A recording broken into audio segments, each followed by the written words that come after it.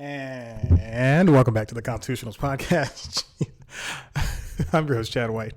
If you didn't know, this is a premiere podcast for the website, peoplescounty.com. Like I just said, it's a website. Go there. 72 episodes in, and I still can't get anything right. How sad was that? I started speaking without the microphone in front of me. I don't know what's wrong with my voice, but for the past, I would say 2 weeks, it has been a little on the not good side. Last week, if you didn't listen last week, and I don't know why you wouldn't listen last week. If you didn't listen last week, you know I have a lot of issues with Audition. If you didn't listen for the past 72 episodes, you know a lot of issues with Audition. Know that I am, when I'm looking down the computer right now, I'm doing one of two things. Looking up a story or check it out and see if Audition's still rolling. As of now, it's still rolling. It's not funny because I spent a lot of time last week having to re-record an episode. But you also did learn 2 facts about me. I told you 2 long stories that were, like, as I just described, too long.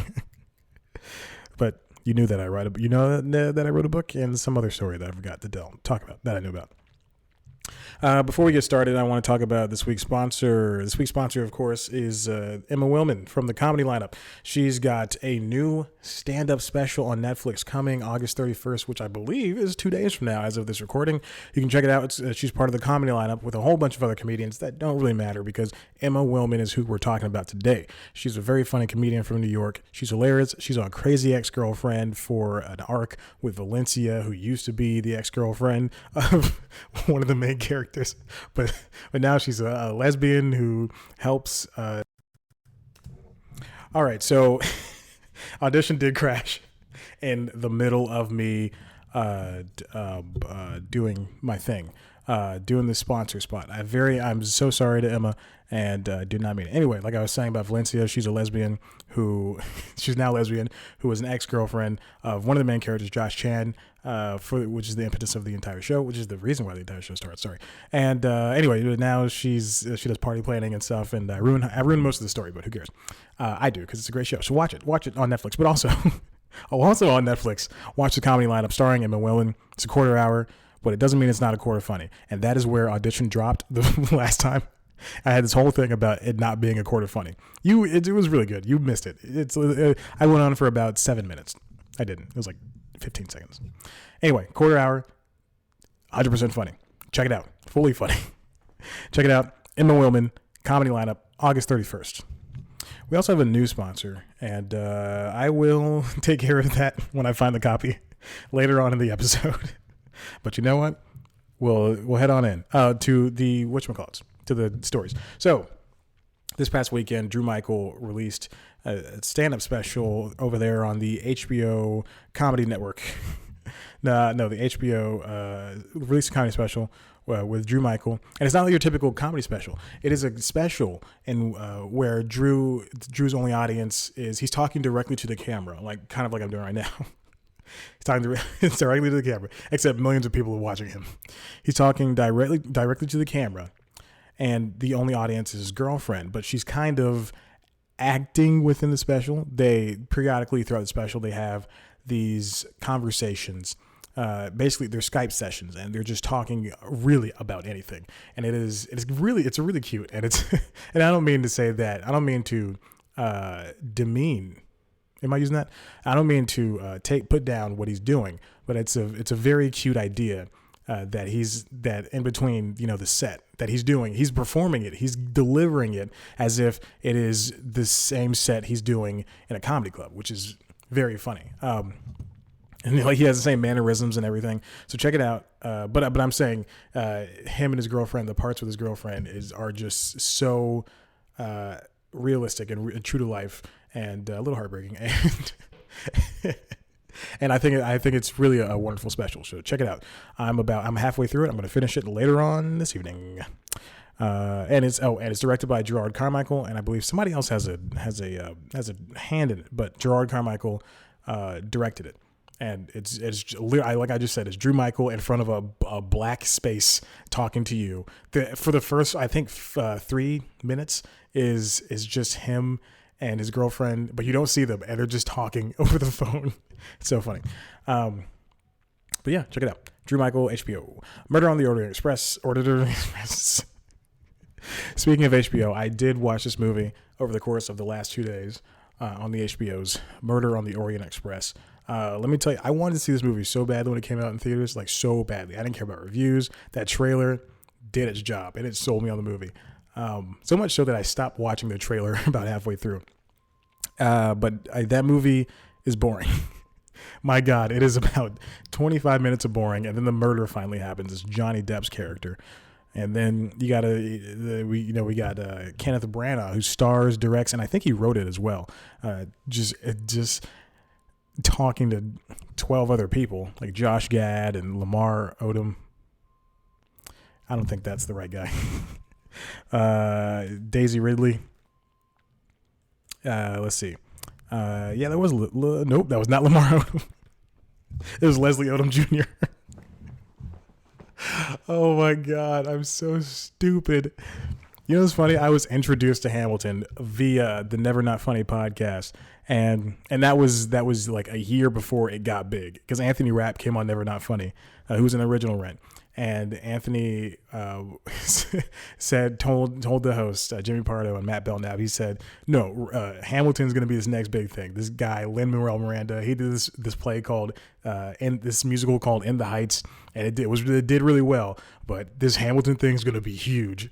That was like a year before it blew up, and I bought the soundtrack, I listened to it, and I was like, yeah, this is the greatest thing in the world. And cut to 4 years later, it's still probably one of the biggest musicals of all time, touring and everything. And I forget one of the original people. I know the entire soundtrack by heart, because for a long time that was the only thing I listened to. Even in the gym, I pick out all the hardcore songs like Guns and Ships, My Shot. Say no to this. That's a great song. Oh my God. Anyone else been tempted? Knows the deal. Lord help me say no to this. But Lamar Odom, great guy, doing well. Hope he's not sick anymore. Remember he had all those seizures and heart attacks.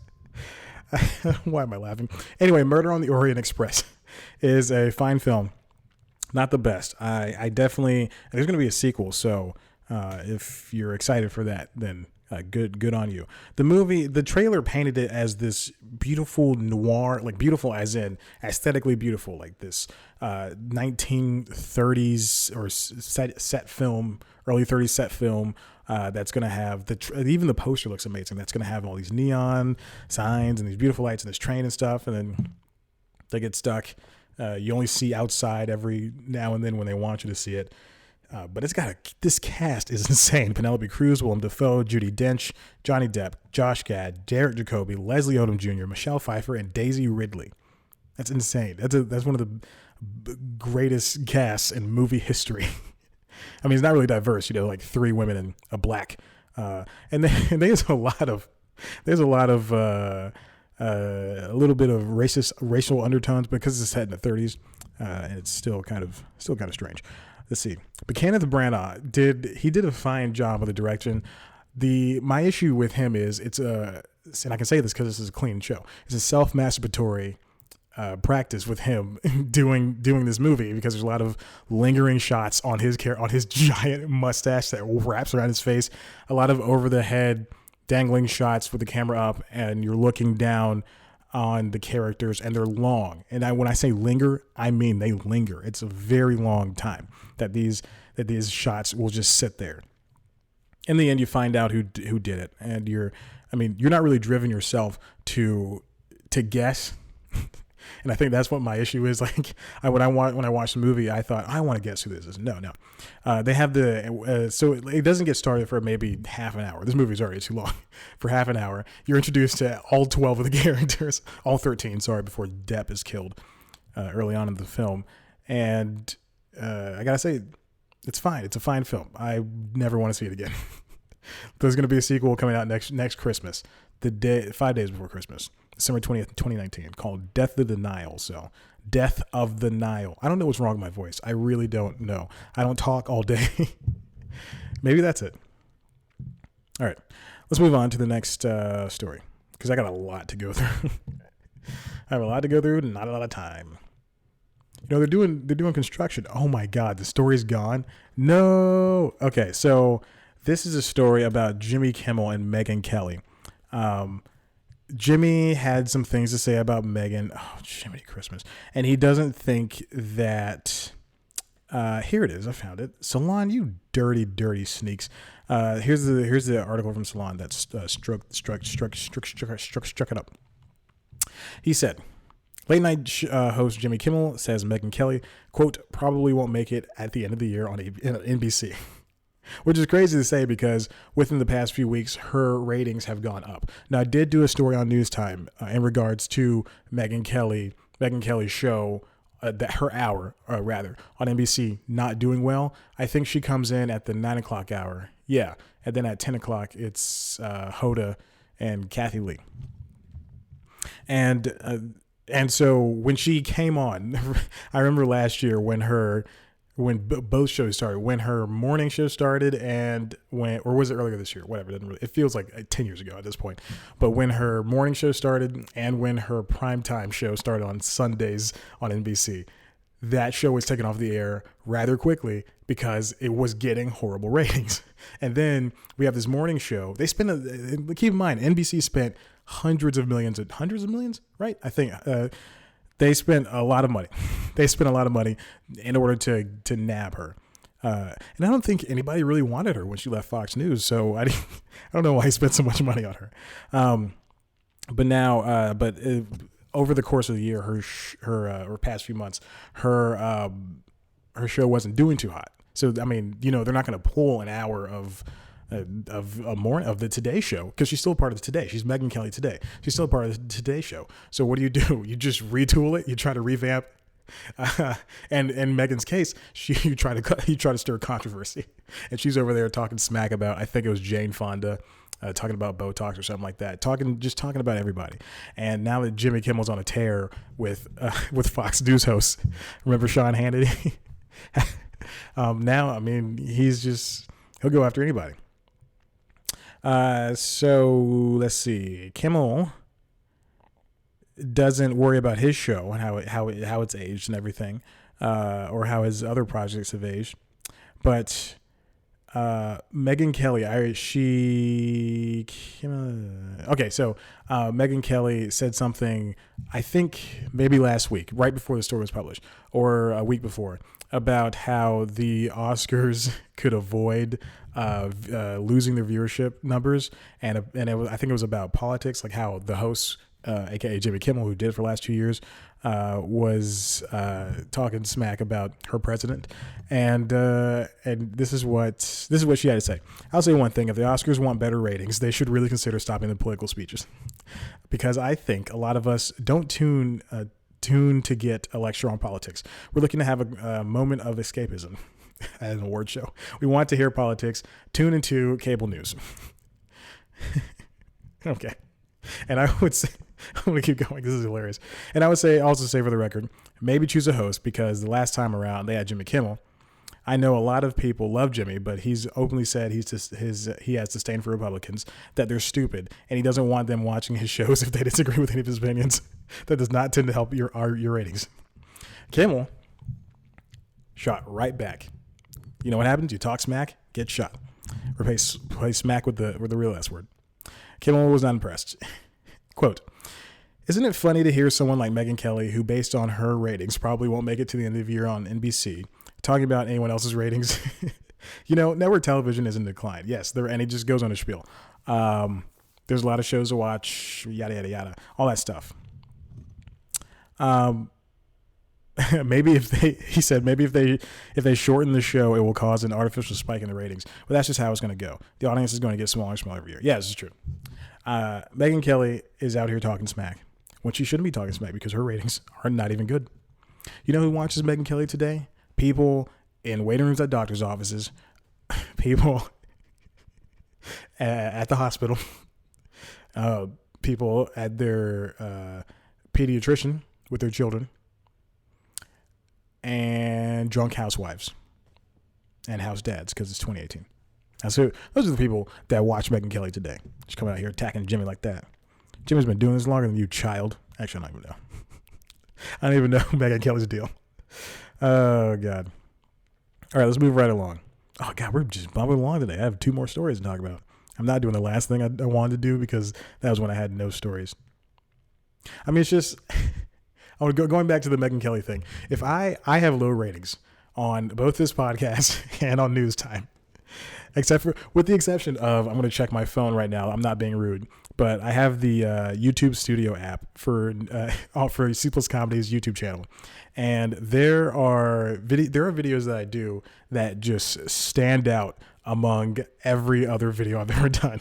Like I could get on the podcast, I could get 10 views.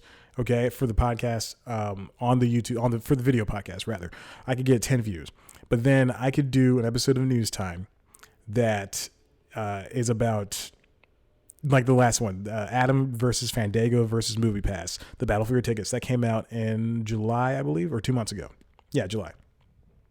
And this is when Movie Pass was doing like really hot, and that could get hundreds of views, and people could watch it.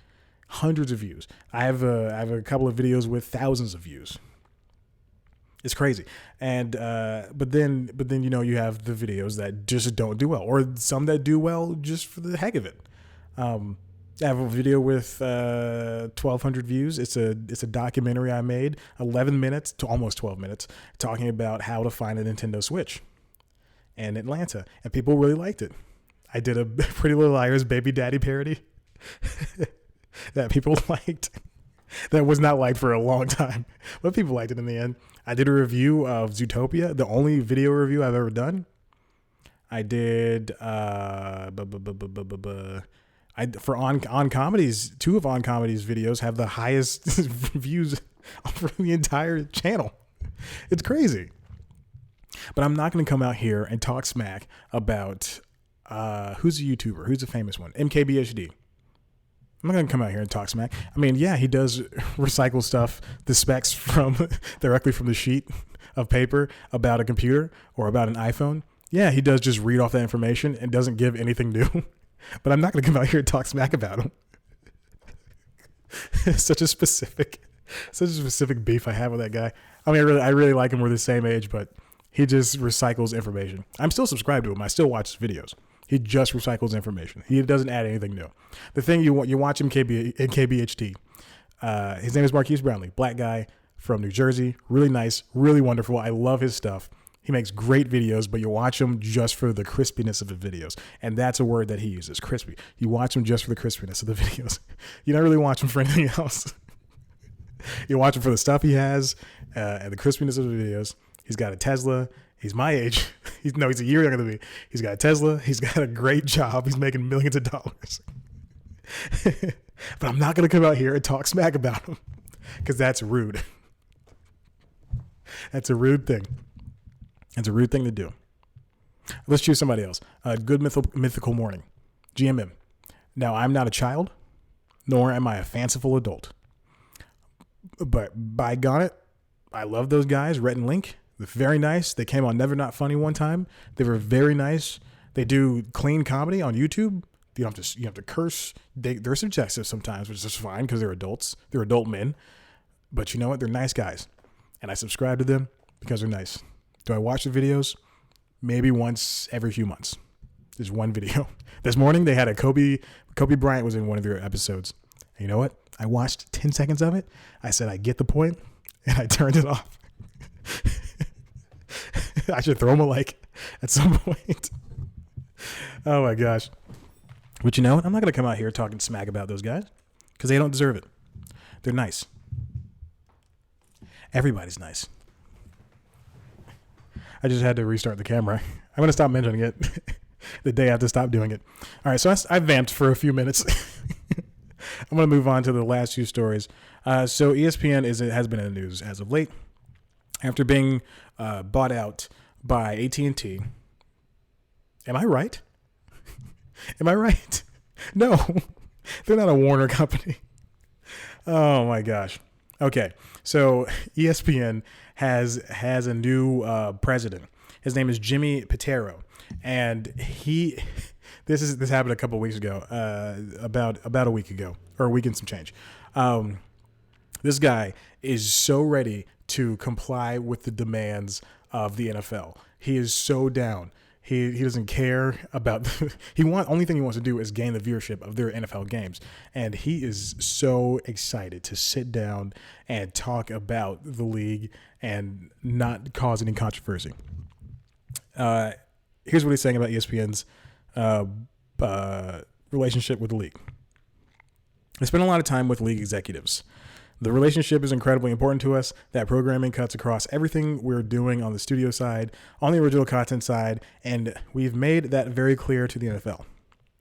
And then here's another quote from him. If you ask me, is there a false narrative out there talking about sports and politics, mainly, taking a knee or basketball players wearing I Can't Breathe shirts out there on the court, which is like years ago at this point. If you ask me, there's a false narrative out there. I will tell you ESPN being a political organization is false. I will tell you I have been very, very clear with employees here. That's not our job to cover politics purely. Ugh, it's disgusting. Just grow up hair, man. Grow up hair. If you're going to, it's just, I mean, you're a news organization. I understand that you just want to talk about sports, but at some point you're telling people that they can't, these things, the events that happen in the world really do affect someone else's life. And you're saying that they shouldn't comment on it. You should just, essentially it's a backwards saying of shut up and play the game. That's all you're here for. Or shut up and talk about the game. That's all you're here for. So if anything, when and I know this really doesn't apply, but when a local news station says, when they try to get in on the calendar fun that is like, it's National Pancake Day, we're going to eat some pancakes on camera, or it's National Joke Day, which happened, and they tell these very crappy jokes, shouldn't I be able to say, hey, you're a news person, shut up and just tell me the news? Come on. Anyway, so all this to say that Jemele Hill, she is not coming back to ESPN as of this Friday. Coming night, here's a tweeters from Jim Miller. Coming 9/1, an amicable departure / buyout for Jemele Hill from ESPN. Been a long time coming, which is kind of disgusting on ESPN's part. Here's some more detail. He said this on a TV show, I think. The former Sports Center anchor will accept a buyout of the remainder of her contract with the network, said sources. Hill's deal with ESPN still has at least 2 years to run. 2 years. And she stands to walk away with millions of dollars from ESPN parent Disney while she pursues other career opportunities. Now, this is after Jemele talked smack about a lot of NFL things, a lot of presidential political things, and now all the racists, all the whites, they want her gone. And they're finally getting their shot, but she's going to be a hot commodity, much like Megyn Kelly was. She's going to be a hot commodity in the coming future. And I hope she lands a job soon where she can actually speak her mind, because she is a pundit, whether it be a sports pundit, political, news, it doesn't matter. She's somebody out there telling the truth how it is. And you're just, at some point, ESPN is just saying, hey, you can't talk about this, is silencing whatever the truth is. Jemele Hill. And I don't know if her husband is still there, still doing the shows. I assume he is. This is much like Kenya Barris. He just got a buyout for his last year on ABC. Now he's on Netflix. And I don't even know the numbers on that. I'm sure it's lower than Ryan Murphy's, who got a 3-digit deal, versus Shonda Rhimes, who got a three-digit? Why did I say 3-digit? What is a 9-digit deal versus Ryan Murphy got 9 digits. Jesus Christ, Chad. And Shonda Rhimes got 8, I believe. So I don't know how many Kenya Barris has. I just typed in Kenya Barris. I would like to see the numbers on that. And actually, I'm going to double check. He's also doing a Bewitched reboot with an interracial family, which is going to be good. which is gonna be good. So he got a buyout from. I think he had one more year. He also produced. Oh, his contract was 3 years before his contract was set to expire. Wow, holy moly! I know he's had issues with ABC as of late, so this is not a surprise. But I thought it was 1 year. Good for him. That's a lot of money because Netflix or ABC has to pay him. But he left. He's not doing this anymore. So that's kind of because I know he was frustrated with ABC because of the things they had creative differences for the. I just got an email. I'm not checking my time. I'm like, oh boy, I'm done with this conversation. That seems so rude to be looking in the barrel of the camera in the middle of me talking. Just look down, go okay, and then look back. What if there's an important text? Would I have done that? There was one time about 3 or 4 weeks ago, I was recording this podcast and it was very late in the day. It was like almost like 6 o'clock, and I was recording the podcast. And as soon as I stopped, I got a very important phone call, and I was like, "What if I had not? What if I was still recording the podcast? What would I have done?" I got a very important phone call in regards to a position of working class. Still waiting to hear back from that. Still just gonna let you guys in on everything. I'll tell you when I get broken up with. I'll tell you about job issues. Speaking of which, oh boy, having real big job issues. All right. But he was having issues. Kenny Bears was having issues with ABC. There was one episode of Blackish that happened that didn't happen this past season, that was talking about politics. I guess I don't remember the exact terms of the episode, but I remember ABC axed, or I think either they axed it or they were just clashing back and forth about it, and then they axed it. Terrible, terrible stuff. Continuing with ESPN. ESPN is now shaking up their morning show. Good Morning. That's the title of ESPN Shakes Up. It's Get Up morning show on Variety. I call the show Good Morning instead of Get Up. It's not ABC. It's not GMA. Yeah.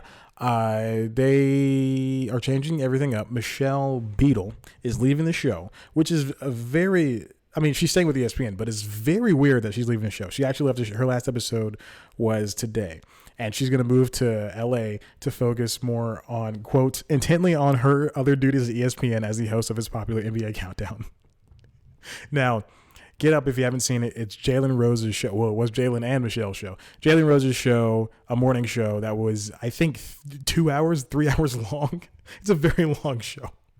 I don't know why it's 3 hours long, but it's basically just three people, and they're interchangeable. Like Jalen's there maybe half the week sometimes. Like sometimes you won't see him on a Thursday and a Friday.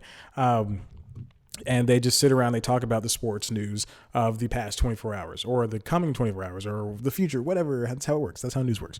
And so, I mean, it's a fine show. I mean, that time slot, the 7 o'clock to like 10 o'clock time slot used to be ESPN. It used to be Sports Center. Sports Center had a morning version. I think they still have it, but they cut that back to like 2 hours, from like 4 to 6 or 4 to 7, something like that. Whatever, that's 3 hours. But yeah, Sports Center used to have a morning show. Before that, before the morning show, it was just regular Sports Center. Remember when they used to have like 15 hours of Sports Center a day? Then earlier or later last year, in 2017, they cut it back to like, I would think maybe like 10, 12 hours of Sports Center. But I remember, I don't know if I did an episode of News Time on this, but they did, and I remember every single episode. I've done 200 episodes of News Time. I remember everything I've ever said on that show. They've done, they have a morning show, which is Sports Center Morning, Sports Center AM. I don't even watch this, and I know this. Sports Center AM, and they treat it kind of like the Today Show or Good Morning America or CBS This Morning. It's less so CBS This Morning, but it's like a happy-go-lucky, morning show. And then we have the afternoon show, and then we have the evening show, which are basically just, the regular Sports Center that we all know and tolerate. And then we have the late night show, Sports Center Late Night, whatever that was called. I assume that was the title. But now they're changing things up again. I mean, I guess because they have all this, I don't want to say extra capital from Disney, but Disney really wants this to work because ESPN is, I think, maybe still one of the leading sports provocateurs in the nation, in the world. Of course, we got your Fox Sports, which is really catching up, especially now that they sold off their assets to Disney. Now they can focus on giving out the wrong type of news and putting on decent amount of sports. It's very strange. I mean, now they can focus on really bad news and good sports. Now they can focus on not doing the news right and doing sports. You take that, Fox News. No one from Fox News is going to see Sean Hannity starts attacking me. That would not be funny, but I would welcome it, Sean Hannity. You and me, you son of a gun. And I wouldn't lose to you in a basketball game. I'd destroy you. I'd box you. I'd play golf, football, flag football. We'll put a team together. Terry Crews, Dwayne "The Rock" Johnson, Jason Momoa, Joe Magnolia. Yeah, there you go. I got you, huh? Stephen Amell. I'm going to keep naming people. People are going to be part of my team. Did you know that Michael Clark Duncan was married to Omarosa? I had no idea. And when he died, she had to deal with that. That's insane. Michael Clark Duncan was married to Omarosa. Heard that on a podcast. That's the craziest thing I learned this week. All right, let's keep going with this story. Okay. So ESPN also cut Get Up to 2 hours from 3. So they were, like I said, so they gave up the 7 a.m. time slot. And I guess SportsCenter is going to go right back to airing straight through 8 o'clock. To 8 o'clock. Now they're going to talk. Oh, so now, oh boy. Let's see. Time slot, Venerable, SportsCenter, and leaving Get Up host Mike Greenberg to continue with. Okay, so Mike Greenberg is going to continue with the program, and there's going to be a lot of guest contributors. So I guess this is a way to get a rotating selection of different opinions, because sometimes that show would just be the three of them, and they have the same. They cover the same things all the time, and they have their opinions. They have their own opinions. I've never seen the show. I've never ever watched the show. I've only seen it at the gym, and when I had cable, that was what I would turn on, that or the news or some cartoon. So I've never actually watched the show. I've never sat down. Also, I've never sat down and watched an hour of SportsCenter. I don't want to do that.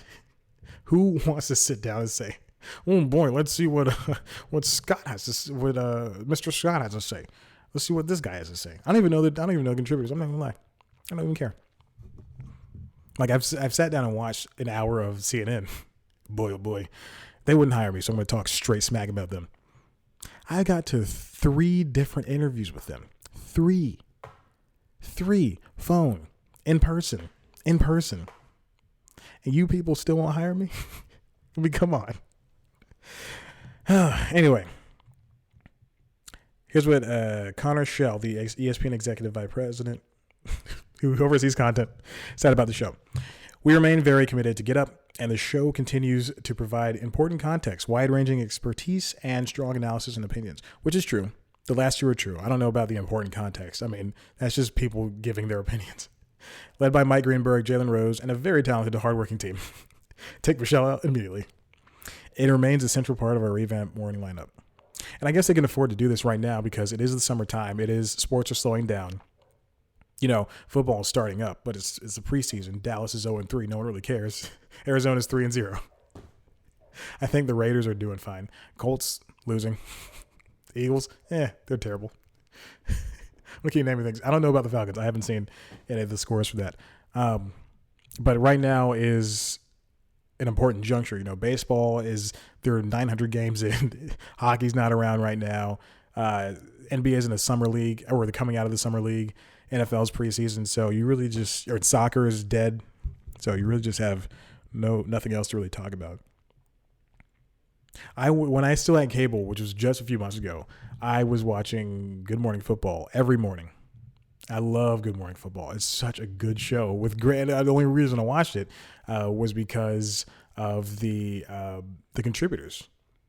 Pete. I forget everybody's name now.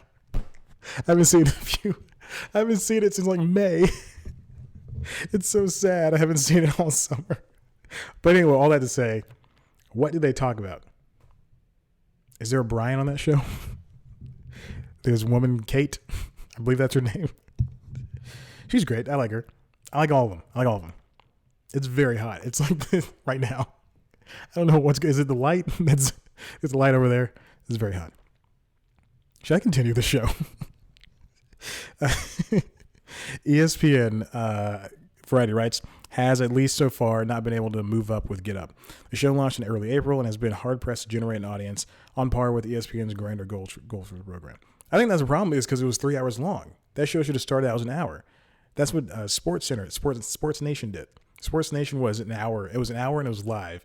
And then they realized, this is too long for this kind of show. Then they cut it back to 22 minutes to half an hour. 22 minutes with commercials. Get Up is one of several attempts ESPN has made to spar more directly with a horde of hot talk programs offered on rival sports TV outlets, large and small, that give the host free range to criticize and rant. That's kind of what Jemele Hill had and Michael Smith had on the 6 p.m. hour of SportsCenter when they were hosting it, but now they don't.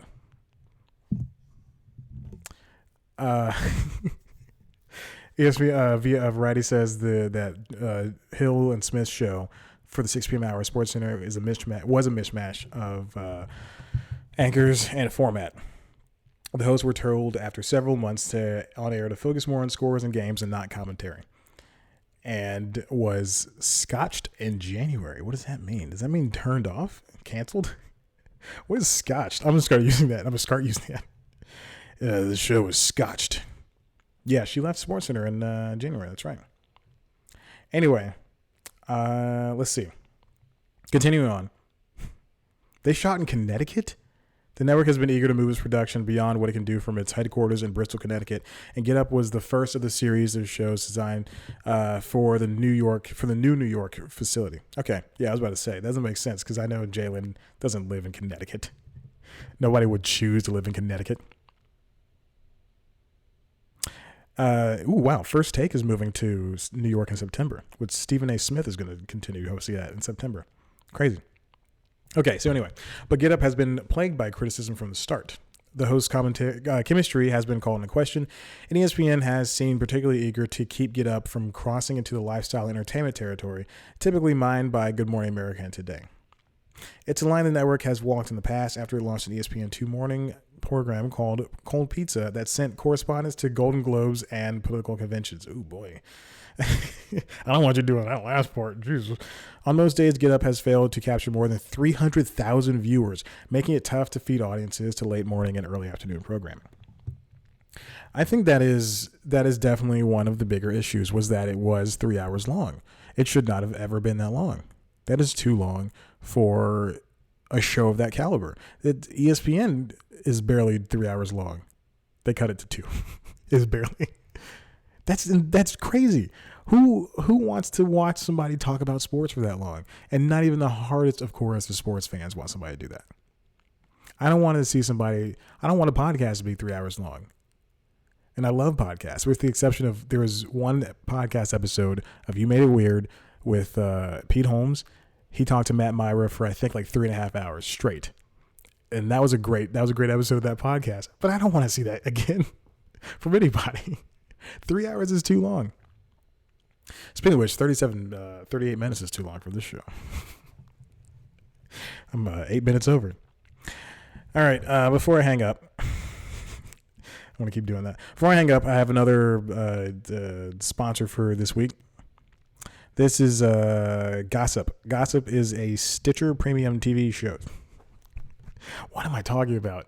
I listen to Earwolf podcasts all the time, and that's all they do is talk about Stitcher Premium, and I know it's not a TV network.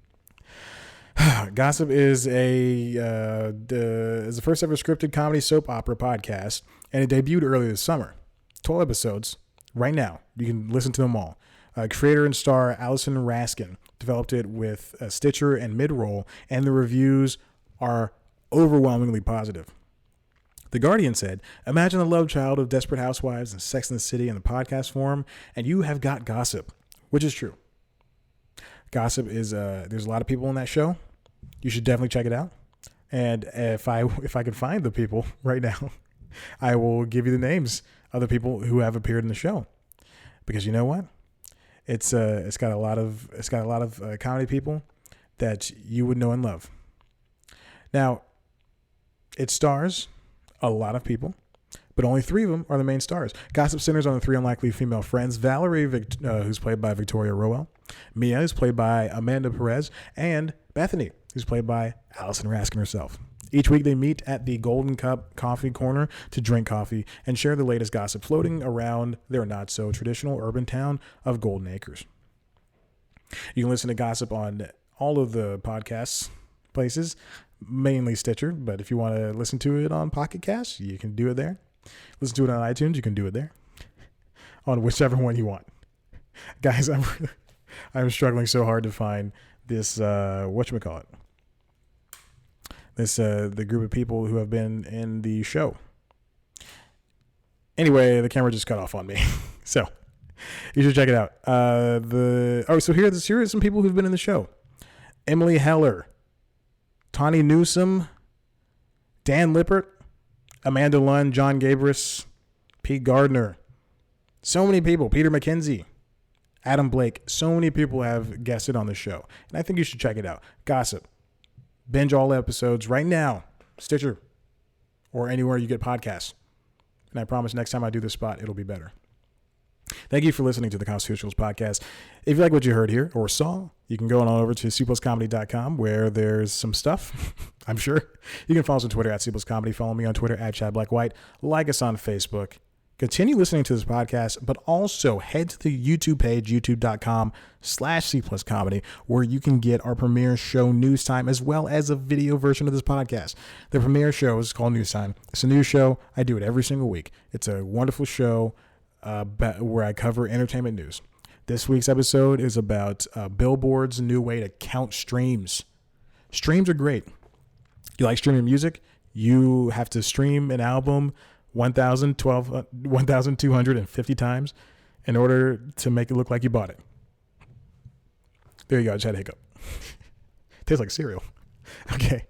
Check it out. So check out that episode of News Time. And until then, next time, I'll see you at the dinner bar.